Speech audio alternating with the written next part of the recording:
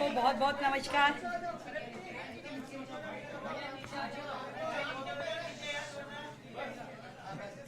जब हमारी मीटिंग्स में शोर मचाते हैं तो हम एक नारा लगवा देते हैं, भारत माता की जय। हाँ, मुझे बहुत ही खुशी है इस बात की घोषणा करते हुए कि दिल्ली सरकार लगातार लगभग रोज मिनिमम गवर्नमेंट और मैक्सिमम गवर्नेंस के नाते रोजाना नई पॉलिसीज़ का फॉर्मेशन कर रही है। और इसी प्रकार से आज भी हम एक नई सरकार की नीति लेकर के आपके बीच में आए हैं। हम सब जानते हैं कि सावन माह में कावड़ यात्री जाते भी हैं और उसके बाद में वापस आते हैं, और ये इतना बड़ा एक धार्मिक उत्सव रहता है जिसके लिए पूरी दिल्ली सजती है और तैयार होती है। अनेकों संस्थाएं इसमें लग करके हजारों कावड़ यात्री जो दिल्ली में आते हैं उनका स्वागत करती है, उनकी सेवा करती है। और मुझे खुशी है कि आज की हमने इस कैबिनेट में, जो हमारी आज कैबिनेट थी, उसमें एक ऐतिहासिक फैसला लिया है। वर्षों से कावड़ियों की सेवा देने के नाम पे पिछली सरकारों ने इस पूरी कार्य को भ्रष्टाचार का अड्डा बना दिया था। पूरी की पूरी दिल्ली में टेंट की सेवा देंगे, बाकी चीज़ें करेंगे, इस नाम से टेंडर किए जाते थे और मात्र 2 या 3 लोग पूरी दिल्ली के वो टेंडर उठा लेते थे और उसके बाद वो सब लेटिंग कर देते थे। कई बार तो संस्थाओं को ये कह देते थे आप अपने आप करा लीजिए, हम आपको ये दे सकते हैं। यानी कि सरकार खर्चती थी 500 रुपये और नीचे जो लाभ था वो 100 रुपये का भी नहीं पहुंचता था। इस प्रकार की स्थितियां थी और इस पूरे आयोजन में करोड़ों रुपए खर्च किए जाते थे सरकार के द्वारा। जनता तक वो लाभ पहुंचता नहीं था, सरकारें खर्चती थी, जाता कहाँ था? ये बहुत बड़ा प्रश्न है। अभी भी जब हमने कावड़ यात्रियों की उन समितियों को बुलाया और उनसे चर्चा करी कि आपको क्या क्या समस्याएं आती है, तो उन्होंने बताया कि आखिरी दिन तक भी टेंट लग नहीं पाते थे। वाटर प्रूफिंग टेंट लगने में समय लगता था क्योंकि सरकार टेंडर करती थी, वो उठते नहीं थे या वो कम रेट पे जाते थे।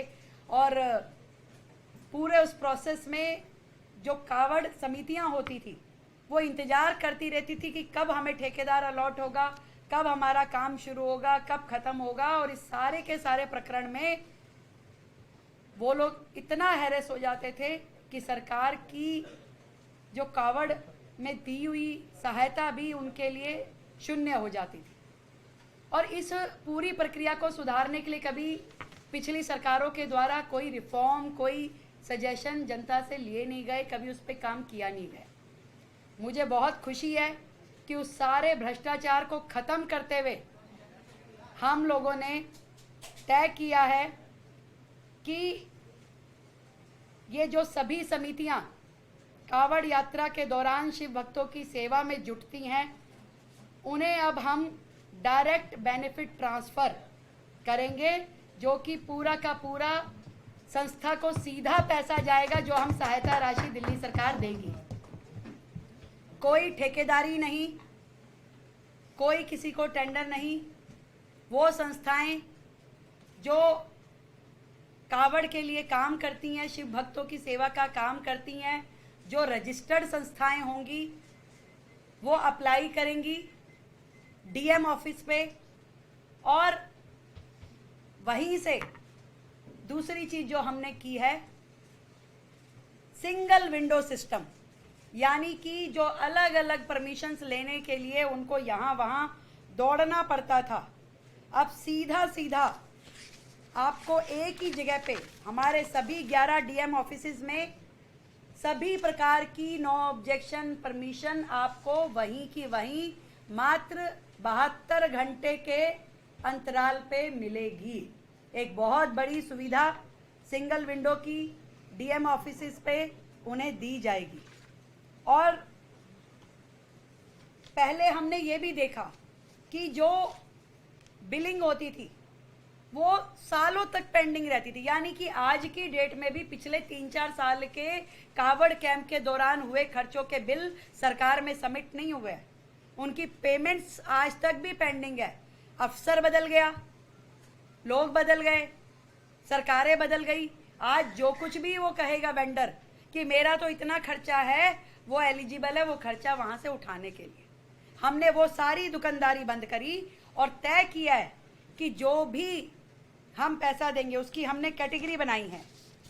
4 कैटेगरी में ये सारा का सारा काम होगा और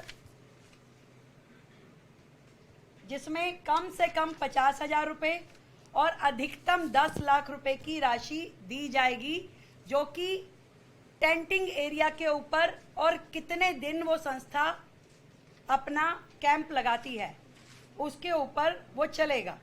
यानी कि कावड़ शिविर का साइज कितने दिन चलेगा उसको 4 कैटेगरी में हमने विभाजित किया है और हम इसको पूरी तरीके से 50% पेमेंट पहले देंगे और 50% पेमेंट कार्यक्रम होने के बाद, जो कि तयशुदा लिमिट में 3 महीने के अंदर अंदर ये पूरा अकाउंट क्लोज करना होगा। पीछे समिति को अपने यूटिलाइजेशन सर्टिफिकेट और बिल जमा कराने होंगे और सरकार को 3 महीने के से पहले पेमेंट करके सारे अकाउंट्स क्लियर करने होंगे, ताकि उससे आगे वो चीज़ें पेंडिंग जोन में ना जाएं और उसमें किसी भी तरह की कंफ्यूजन या भुलेखा ना हो। तो ये सारी की सारी डायरेक्ट बेनिफिट ट्रांसफर के माध्यम से पूरा लाभ, सरकार का एक एक रुपया जो सरकार इस मद में खर्चेगी वो सीधा सीधा समितियों के पास जाएगा। और समिति भी वो जो रजिस्टर्ड है। इसमें यह प्रश्न आ सकता है कि जो समितियां अभी रजिस्टर्ड नहीं है उनका क्या है। सरकार तुरंत रजिस्ट्रेशन की प्रक्रिया को सुलभ करते हुए उनके लिए विंडो खोलेगी और उन्हें पूरा समय दिया जाएगा कि क्योंकि पहली बार डायरेक्ट ट्रांसफ़र हो रहा है तो हम 30 जुलाई तक उनको पूरा समय देंगे कि वो अपने कागजात रजिस्टर करके अपने कागज सबमिट करा दे। अप्लाई अभी करे और उसकी बिलिंग और सर्टिफिकेशन 30 जुलाई तक वो जमा कराने की स्थिति में रहेंगे। और हमारे जितनी भी ये समितियाँ, चाहे मंदिर है, जितने भी संस्थाएं ये कैंप लगाती हैं उन सब के लिए अलाउड होगा। और सभी एसडीएम और डीएम्स को ताकीद कर दी गई है कि पूरी तरीके से इस टाइम इन सभी समितियों के लिए काम किया जाएगा। फर्स्ट कम फर्स्ट सर्व रहेगा। अपर कैप तय कर दी गई है कि जो समितियां आएंगी उनका जो अप्लाई करेंगी उसके साथ में एमपी एमएलए की संतुति लगाते हुए डीएम का वहाँ पे ऑनलाइन लोकेशन के साथ में उसकी रिपोर्ट जाएगी। और केंद्र में एक समिति रहेगी जो हमारे, क्योंकि इस साल अभी उस कमेटी का गठन नहीं हुआ, इस पूरी की पूरी कमेटी को जो हमने नाम दिया, इस समिति को मुख्यमंत्री धार्मिक उत्सव समिति, इस पूरी योजना को हमने नाम दिया है। और इस योजना को लागू करने के लिए इस साल जो कमेटी रहेगी वो हमारे माननीय मंत्री कपिल मिश्रा जी के साथ में 4 विधायक जो फाइनली अपर कैप तय करते हुए उन सारी एप्लीकेशंस को अलाउ करेंगे। इसमें जो है वो सारी सुविधाएं जो इन कावड़ कैंपों को मिलनी चाहिए, चाहे मेडिकल की है, डॉक्टर प्रोवाइड करने की, बेहतरीन टॉयलेट ब्लॉक देने की, पानी की सुविधा, टैंकर की सुविधा, सैनिटेशन की, सिक्योरिटी की, ये सारी की सारी दिल्ली सरकार के द्वारा दी जाएगी। और एक बहुत और जो बेहतर और जो डिमांड थी हमारी कावड़ समितियों की, बिजली, इस बार सरकार ने तय किया है कि ये सभी कावड़ समितियों को पूरी तरीके से बिजली जो है सरकार के द्वारा दी जाएगी और इसकी अपर लिमिट 1200 यूनिट रहेगी। क्योंकि हमने पूरा चेक करा लिया, पिछली बार जितने भी बड़े से बड़े कैंप भी लगे 1000 यूनिट से ज़्यादा किसी की उपयोग में नहीं आई, तो हमने 1200 यूनिट तक का पूरा खर्चा जो है सरकार स्वयं वहन करेगी। बिजली पूरी तरीके से सरकार के द्वारा उन्हें दी जाएगी। और इसमें जो ट्रैफिक की समस्या आती थी, जो सुरक्षा की समस्या आती थी, उसके लिए भी पूरी एजेंसीज के साथ बैठ के, पुलिस प्रशासन के साथ बैठ के पूरी तरीके से सुरक्षित माहौल देते हुए, ना तो कावड़ ये जो पैदल चलते हैं उनको दिक्कत आनी चाहिए और ना उनके कारण से कोई ट्रैफिक जैम होना चाहिए, इसके ऊपर भी पूरी कंप्लीट कर ली गई है पूरा का पूरा काम। हमारे सिविल डिफेंस के वॉलेंटियर, हमारे होम गार्ड के वॉलेंटियर, ये सारे के सारे इन सभी कावड़ कैंपों में जाकर के अपनी सेवाएं प्रदान करेंगे। और इसके अलावा भी मैं ये बताना चाहूँगी कि ये जो रजिस्ट्रेशन की प्रक्रिया है इसको बहुत ही सुलभ कर दिया गया है ताकि सभी संस्थाएं अपने आप को रजिस्ट्रेशन कराएं और इस सरकार की योजना का लाभ ले सके। किसी भी तरीके की कोई उनको दिक्कत नहीं आनी चाहिए। इन समितियों को के आयोजन में पूरी की पूरी निगरानी और जवाबदेही हमारे एसडीएम, तहसीलदार जो कि वहां जाकर के जियो टैग के साथ में फ़ोटो ले करके और पूरी रिपोर्ट सबमिट करेंगे ताकि ये भी चेकिंग हो जाए कि एक्चुअल में जो सहयोग दिया गया है वह पूरी तरीके से इस्तेमाल हो और किसी भी तरीके की अनियमितता या कोई मिस रिप्रेजेंटेशन होगा तो उसके खिलाफ सख्त कार्रवाई की जा सकती है। और इतना कह सकती हूँ कि कावड़ यात्रा जो है वो सिर्फ एक धार्मिक आयोजन नहीं है, ये हम सबका एक सेवा, समर्पण और सामाजिक सहभागिता का पर्व है और सरकार चाहती है कि सभी शिव भक्तों को दिल्ली में सम्मान, सुविधा और सुरक्षा मिले। दिल्ली सरकार इस वर्ष न केवल इस यात्रा को भव्य, व्यवस्थित और पारदर्शी बनाएगी, परंतु स्वयं भी जा करके हम इन सभी यात्रियों का दिल्ली के बॉर्डर्स पे स्वागत करेंगे, अभिनंदन करेंगे।